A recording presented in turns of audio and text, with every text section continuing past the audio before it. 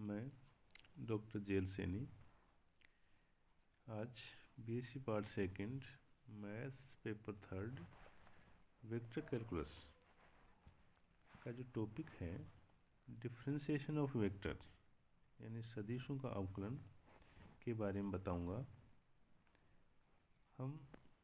इससे पहले सदिश और अदिश सदिश क्या होते हैं, इनके कुछ थ्योरम्स, कुछ क्वेश्चंस हम पढ़ चुके हैं। आज हम वेग वेलोसिटी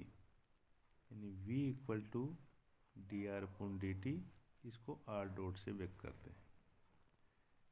त्वरण यानी एक्सेलरेशन, जिसको यहाँ ए से दर्शाया गया है, ये D we upon D t वेग में परिवर्तन की दर, या d upon D t, v क्या है ऊपर हमने लिखा है d are upon D t, तो इसको क्या लिख सकते हैं d two are upon D T square या आर डबल डॉट। यहाँ पे समझने के लिए एक ओ यहाँ पर क्या मूल बिंदु ओरिजिन है और ओ एक्स क्या है कि इनिशियल लाइन है। ये इस प्रकार से जैसे ये ना ये वाला ये क्या कोई कर्व है, इस कर्व पे कोई पॉइंट P जिसे कोऑर्डिनेट क्या है आर थीटा, ओ को P से मिलाने वाली रेखा है ना, ये इसको आर और ये है ना ये थीटा, जो ये ओ से P वाली लाइन जो है इसको हम क्या ध्रुवांतर रेखा कहते हैं। और ये आरंभ रेखा इसके साथ जो कोण बनता है उसको यहाँ पर थीटा यानी ध्रुवांतर कोण कहा गया है। बिंदु P पे एक स्पर्श रेखा खींची है जो इस एक्सिस है ना इनिशियल लाइन, इसके साथ में कोण साई बनाती है, और ये पी एन क्या है इसके परपेंडिकुलर कोई लाइन है। तो इस प्रकार से कि ये जो OP जो है, इस OP की दिशा में वेग का घटक, और जो V इसके जो लंबवत जो है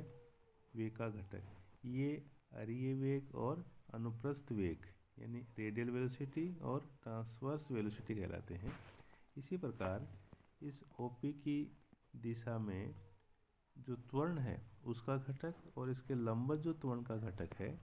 वो क्रमशः स्पर्श रेखीय वेग और नॉर्मल वेग और जो त्वरण है ना वो क्रमशः कहलाते हैं। अब हम इसकी जो परिभाषा है यानी इसके जो फॉर्मूले क्या होते हैं डायरेक्ट हम वो लिख रहे हैं समझने के लिए। तो यहाँ पर जो कोणीय वेग है यानी एंगुलर वेलोसिटी, ये क्या है D theta upon D T, जिसको यहाँ पे डब्ल्यू से व्यक्त करते हैं। अरीय वेग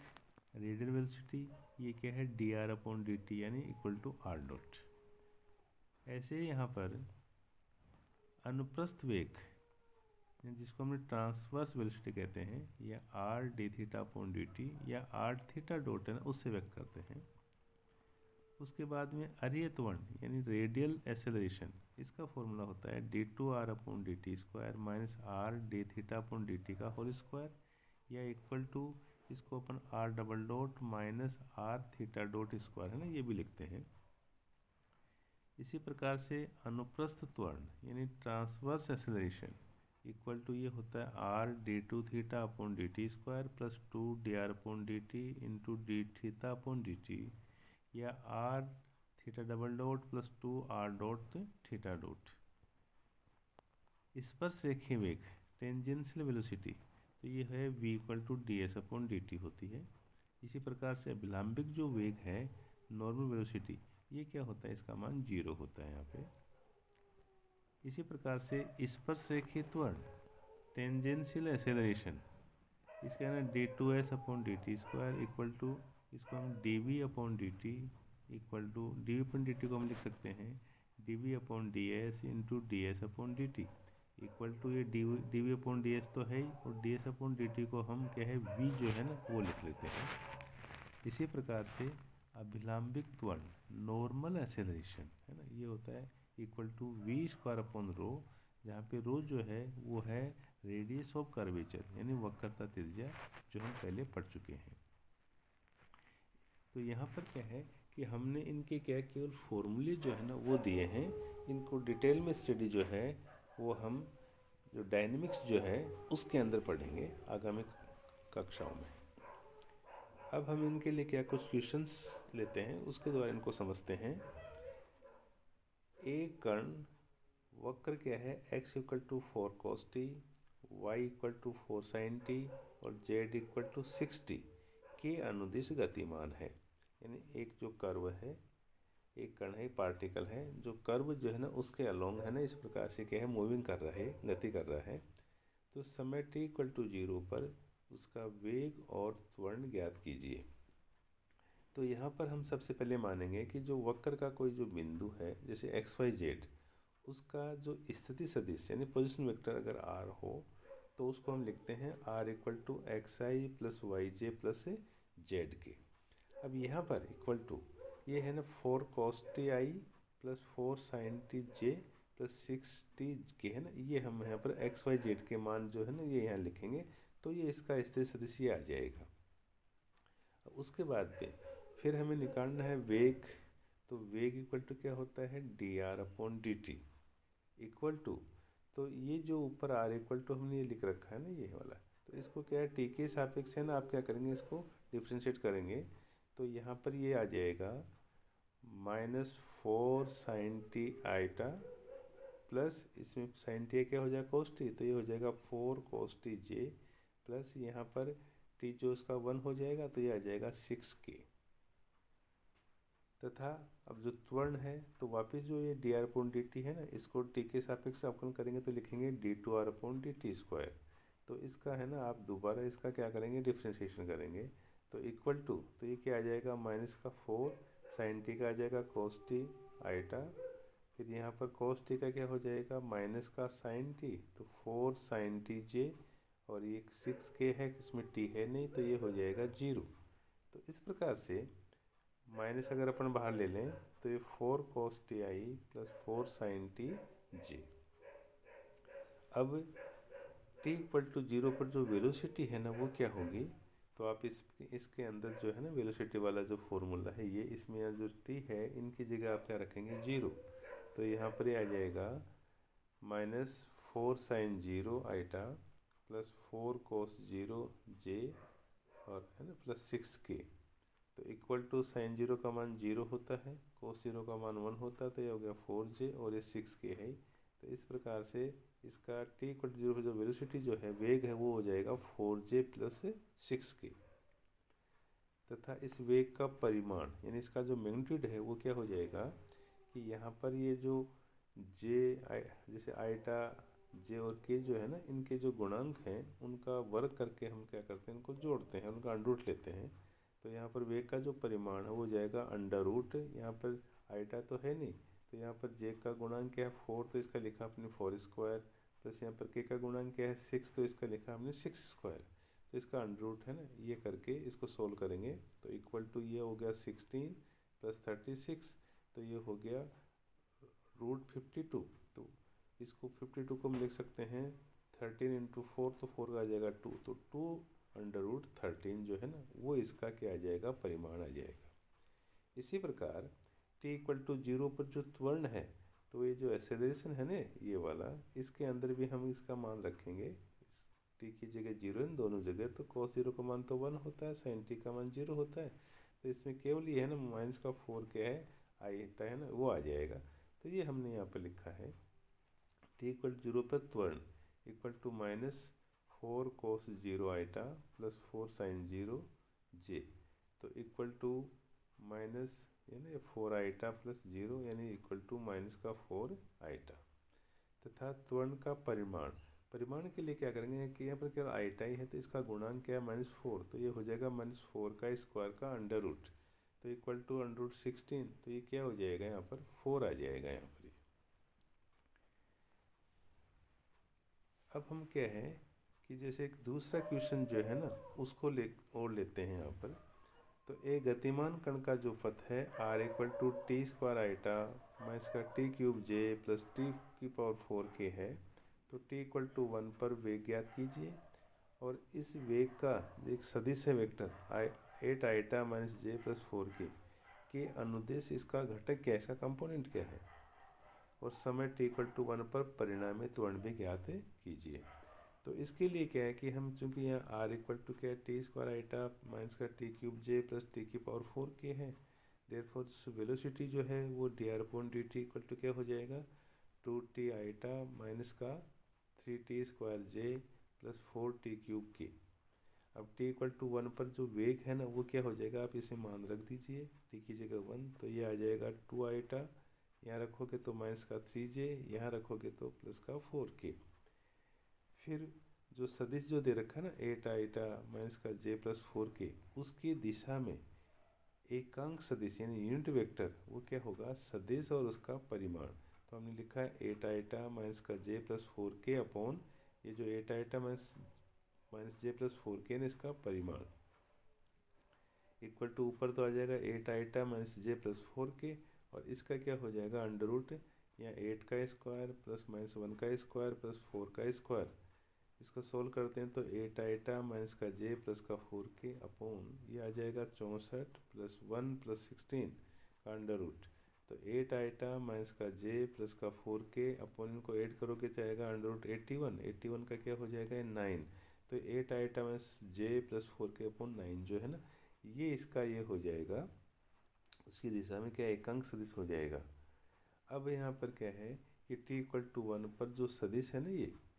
के अनुदिश हम क्या है कि जो वेलोसिटी हम निकाल रखे हैं 2 आईटा माइनस 3j प्लस 4k है इसका घटक इसका कंपोनेंट, तो इक्वल टू क्या है कि ये जो एकांक वेक्टर है ना इसके साथ इसका डॉट प्रोडक्ट ले लेंगे। तो हमने लिख दिया 1/9 8 आईटा माइनस का j plus 4k dot 2 आईटा minus 3j plus 4k, तो इक्वल टू, तो अब देखो इसको है ना आईटा डॉट आईटा 1 जे डॉट जे 1 होता है, के डॉट के 1 होता है, बाकी का आई डॉट जे वगैरह है ना ये सारे जीरो होते हैं। तो हमने केवल यहाँ पर ये लिख दिया कि 9 तो है ये 1/9, यहाँ पर 8 इंटू 2 का 16 माइनस का 1 माइनस का 3 का 3 4 और 4 का क्या 16, तो ये आ गया 35/9। चूँकि यहाँ पर v इक्वल टू क्या है 2ti minus 3t square j plus 4t cube k, तो यहाँ पर जो त्वरण है वो क्या होता है वेग में परिवर्तन, तो यहाँ पर ये dv अपॉन dt करेंगे तो ये क्या है d अपॉन dt, और ये है ना इसका मान रख दिया अपने v का ऊपर से, तो ये आ गया 2i माइनस का 6tj प्लस का 12t स्क्वायर k। अतः t इक्वल टू 1 पर जो त्वरण है वो कितना आ जाएगा 2 आईटा माइनस का 6j प्लस का 12k। फिर हम एक क्वेश्चन और लेते हैं कि एक कण जो वक्र है x इक्वल टू ए की power t, y equal to 2 sine 3t और z equal to 2 cos 3t के अंदिश गतिमान है। तो t इक्वल टू 0 पर त्वरण के स्पर्श रेखे व विलंबित घटकों के परिमाण ज्ञात कीजिए। अब इसका सॉल्यूशन के लिए क्या करते हैं कि उसी प्रकार से हम ये मानते हैं कि वक्र के किसी बिंदु x y z का स्थिति सदिश r हो, तो इसको हम लिखेंगे r इक्वल टू e की power t i plus 2 sine 3t j plus 2 cos 3t k। Therefore अब यहाँ पर इसका क्या डिफ्रेंशिएशन करेंगे तो वेग इक्वल क्या होता है dr अपॉन dt, तो ये आ जाएगा e की पावर t आईटा plus 6 cos 3t j plus इसका क्या हो जाएगा माइनस का 6 साइन 3t k, और इसका जो त्वरण है वो क्या हो जाएगा इसका वापस करेंगे आप, तो d2r upon dt square equal to e की पावर t आईटा माइनस का 18 साइन 3t j माइनस का 18 cos 3t k। अब वेग का जो परिमाण है वो तो क्या हो जाएगा यहाँ पर dr अपॉन dt का मैग्नीट्यूड इक्वल टू, आपने dr अपॉन dt ऊपर निकाल रखा है तो इसका परिमाण लेंगे, तो इसमें क्या है कि ये e की पावर t का स्क्वायर का क्या आ जाएगा e की पावर 2t प्लस इसका क्या आ जाएगा 36 cos स्क्वायर 3t प्लस इसका क्या हो जाएगा 36 sine square 3t equal to under root में क्या है e की पावर 2t तो है ही है, यहाँ पर इन दोनों में 36 कॉमन आ जाएगा तो ये आ जाएगा cos square 3t plus sign square 3t, तो इसका मान जो क्या हो जाएगा 1, तो यहाँ पर ये आ जाएगा अंडर रूट e की पावर 2t प्लस 36। तो इस प्रकार से स्पर्शरेखी जो त्वरण है वो यहाँ पर है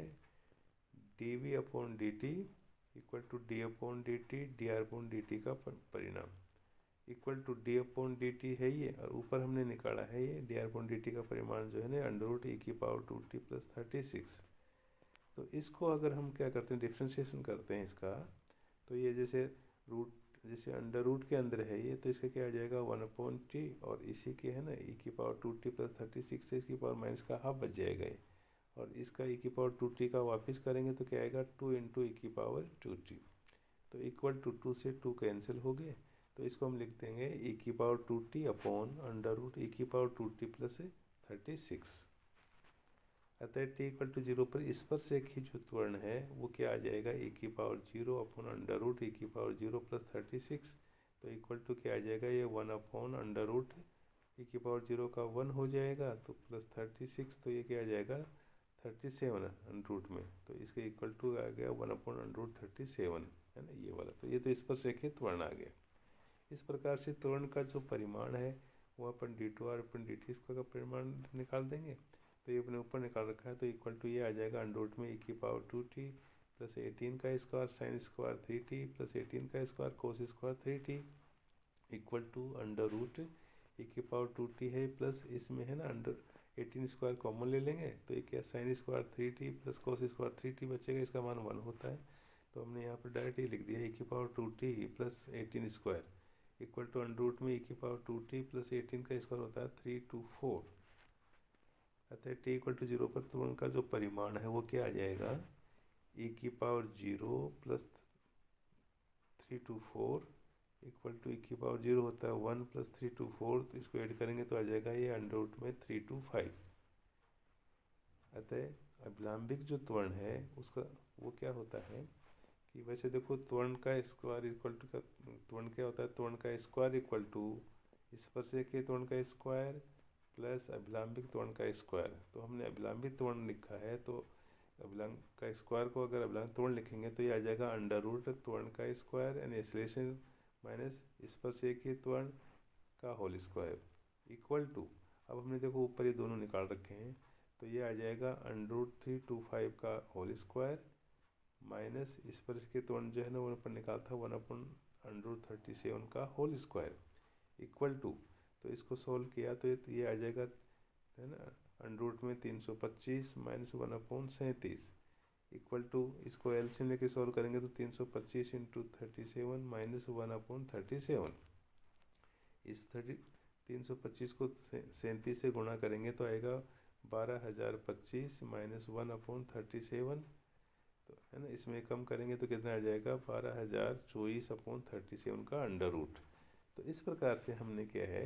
कि ये जो अभिलंबिक त्वरण जो वो भी निकाला है और यहाँ पर स्पर्शरेखीय त्वरण जो है ना वो भी हमने निकाले हैं। तो इस प्रकार से हमने क्या है कि जैसे वेलोसिटी है